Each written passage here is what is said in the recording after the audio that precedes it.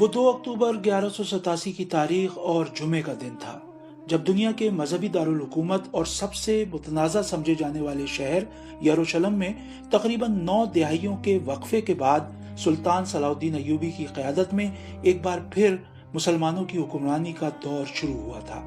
شہر کی فصیلوں پر ایوبی پرچم لہرایا گیا تھا اور مذہبی مقامات سے مسیحیت کی علامات ہٹانے کا کام شروع کیا گیا۔ اب سے ٹھیک 833 برس قبل 2 اکتوبر کو شب معراج بھی تھی۔ یروشلم جنگ کے نتیجے میں نہیں بلکہ ایک محاصرے کے بعد شہر کے مسیحی منتظمین اور سلطان صلاح الدین ایوبی کے درمیان معاہدے کے نتیجے میں مسلمانوں کے حوالے کیا گیا تھا۔ شہر کا ہر باسی معاہدے میں طے کی گئی رقم ادا کر کے آزادی سے کسی دوسرے مسیحی علاقے میں جا سکتا تھا۔ جو لوگ پہلے یہ سوچ کر پریشان تھے کہ صلاح الدین کی فوج شہر میں داخل ہو کر ان پر ظلم کرے گی، وہ اب اس فکر میں تھے کہ اپنی آزادی خریدنے کے لیے پیسے کہاں سے لائیں۔ 2 اکتوبر کے دن اور آنے والے کئی ہفتوں تک شہر سے لوگ رقم ادا کر کے جاتے رہے۔ جو نہیں ادا کر سکتے تھے وہ مدد مانگتے رہے، اور ان میں سے ہزاروں کی مدد خود سلطان صلاح الدین ایوبی اور ان کے بھائی سیف الدین نے کی۔ انہوں نے ذاتی طور پر لوگوں کا تاوان ادا کیا اور بہت سے غریبوں کو شہر کے سابق مسیحی حکمرانوں کی درخواست پر بغیر تاوان ادا کیے بھی جانے دیا گیا۔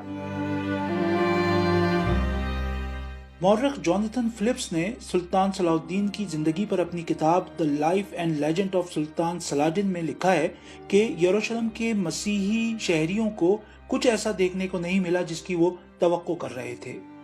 مسلمانوں کے محاصرے کے دوران یروشلم کی خواتین نے اپنے بال کٹوا دیے تھے کہ وہ فاتح فوج کے سپاہیوں کی نظروں میں نہ آئیں، لیکن فلپس لکھتے ہیں کہ فتح اور یروشلم پر قبضہ مکمل کرنے کا مرحلہ طے کرنے کے بعد سلطان صلاح الدین ایوبی نے خاص طور پر عورتوں کے معاملے میں رحم دلی کا مظاہرہ کیا، جس کے لیے وہ مشہور بھی تھے۔ سوال ذہن میں اٹھتا ہے کہ ان کا یہ جذبہ سچا تھا؟ ایسا معلوم ہوتا ہے کہ ایسا ہی تھا، اور وہ ان کو فروخت کر سکتے تھے یا اپنے فوجیوں کے حوالے کر سکتے تھے۔ یروشلم کی فتح کے موقع پر سلطان صلاح الدین ایوبی نے ہر اس اندازے کو غلط ثابت کیا جو شاید ماضی میں اس شہر میں ہونے والے واقعات کی بنیاد پر قائم کیے گئے تھے، اور یہی وجہ ہے کہ اسی یورپ میں جہاں انہیں اپنے زمانے میں خون کا پیاسا اور شیطان کی اولاد کہا گیا تھا، وہاں 20ویں اور 21ویں صدی میں ہیرو کا درجہ بھی دیا گیا۔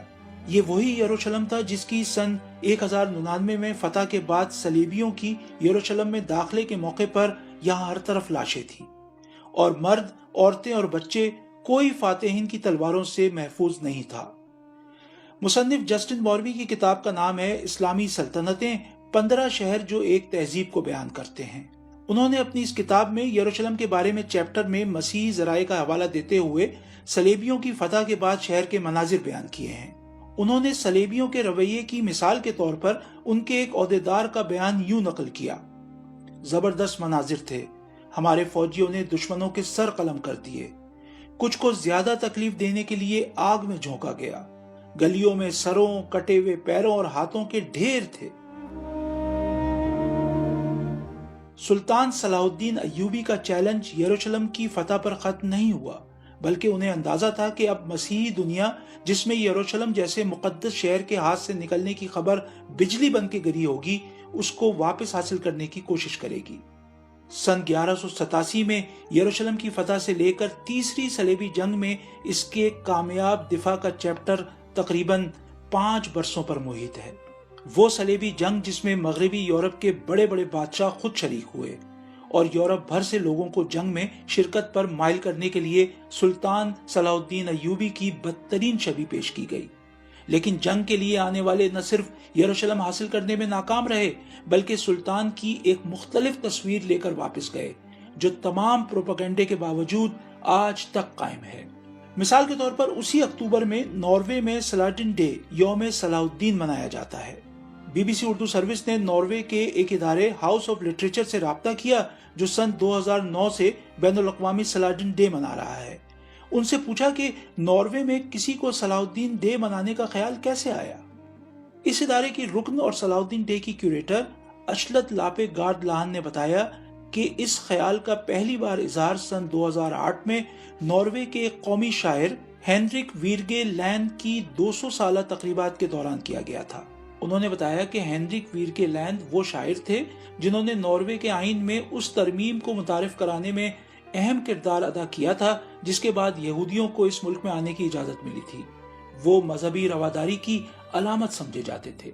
अशलत लान ने बताया कि सन 2008 में इस तकरीब के दौरान नॉर्वे के एक मुसन्निफ थोरवाल्ड स्टेन ने तजवीज पेश की कि वीरके लैंड की सोच को आगे बढ़ाने के लिए हमें सलाहुद्दीन अय्यूबी की याद में एक दिन मनाना चाहिए, क्योंकि उन्होंने यरूशलेम की फतह के मौके पर जिस किरदार का मुजाहरा किया था वो यहूदियों, मसीहियों और मुसलमानों के मिलकर रहने के बारे में एक सबक है।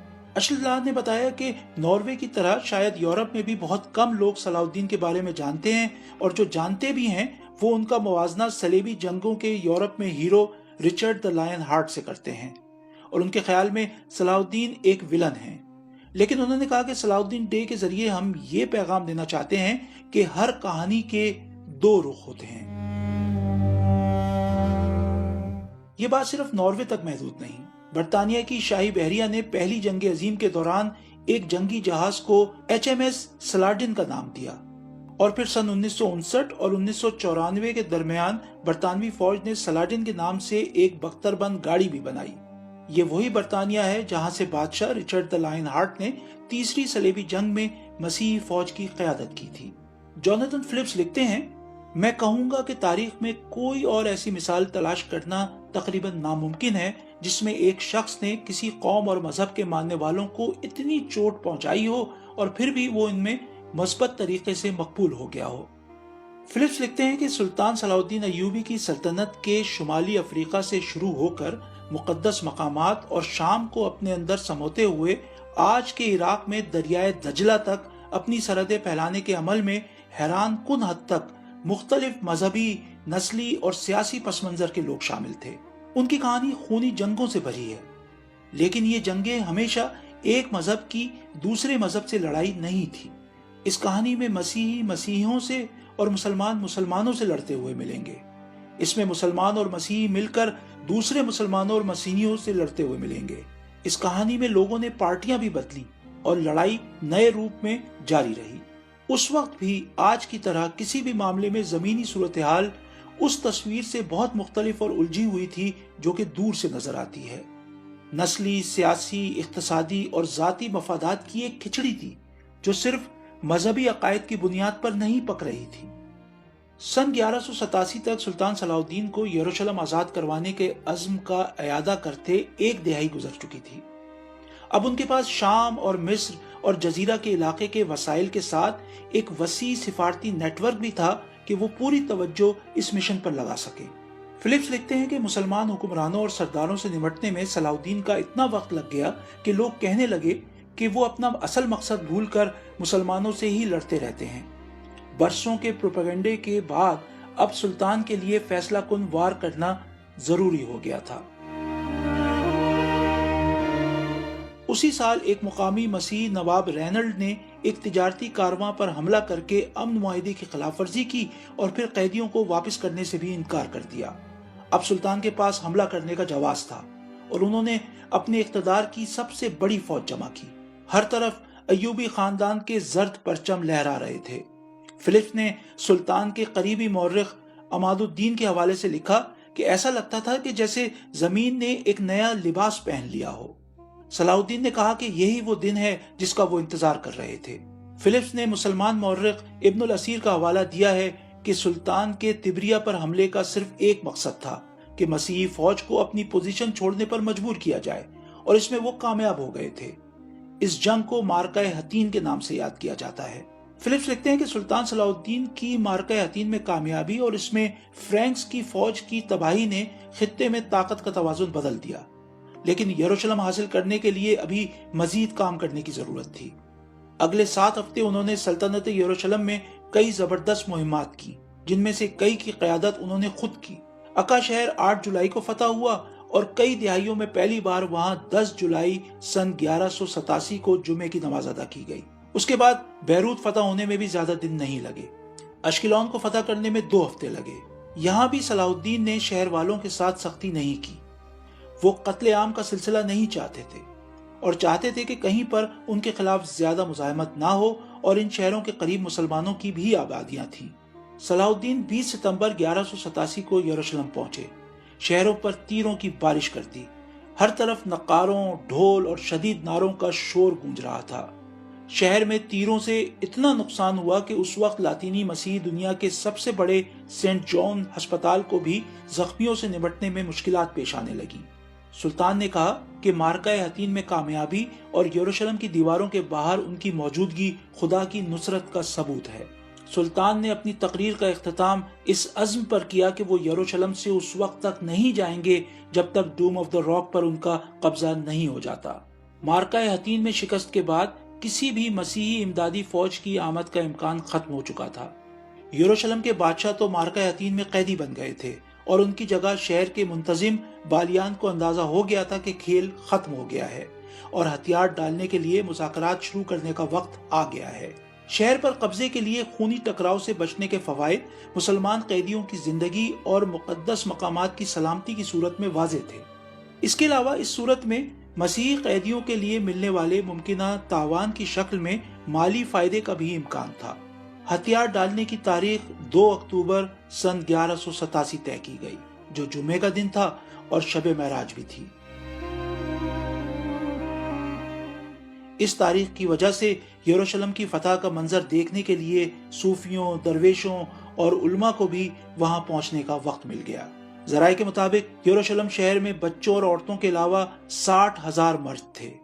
شہر کے مسیحی حکمران بالیان نے مختلف طبقات کی مدد سے 18,000 غریب افراد کے لیے 30,000 دینار کا بندوبست کیا۔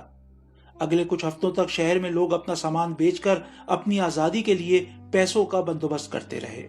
فلپس نے لکھا ہے کہ سب کے لیے 10 دینار قیمت طے کرنے پر صلاح الدین تنقید کا نشانہ بھی بنے، کیونکہ امیر لوگ بآسانی یہ پیسے دے کر اپنے قیمتی سامان کے ساتھ یروشلم سے جانے میں کامیاب ہو گئے۔ لوگوں نے ایسے ایک امیر مسیحی عہدیدار کا قیمتی سامان ضبط کرنے کا مطالبہ کیا، لیکن صلاح الدین نے جواب دیا کہ وہ ایسا نہیں کریں گے، بلکہ انہوں نے ان لوگوں کو ان کی منزل تک پہنچنے میں سیکیورٹی بھی فراہم کی۔ مسیحی قبضے کے دوران تقریباً 9 دہائیوں میں تمام مقدس مقامات پر مسیحیت کی چھاپ لگ چکی تھی۔ سلطان نے ہر جگہ کو اسلامی تقاضوں کے مطابق بحال کرنے کا حکم دیا۔ مسلمانوں کی حکمرانی میں یروشلم میں 9 اکتوبر کو پہلی مرتبہ جمعے کی نماز ادا کی گئی۔ جمعے کی نماز کی امامت کے لیے سلطان کا فیصلہ دمشق کے قاضی اور شاعر محی الدین کے حق میں تھا، جنہوں نے 4 سال قبل یعنی سن 1183 میں حلب کی فتح کے موقع پر سن 1187 کی یروشلم کی فتح کا موازنہ تقریباً 550 سال قبل یعنی سن 638 میں مسلمانوں کے دوسرے خلیفہ کے دور میں اس شہر کی فتح سے کیا تھا۔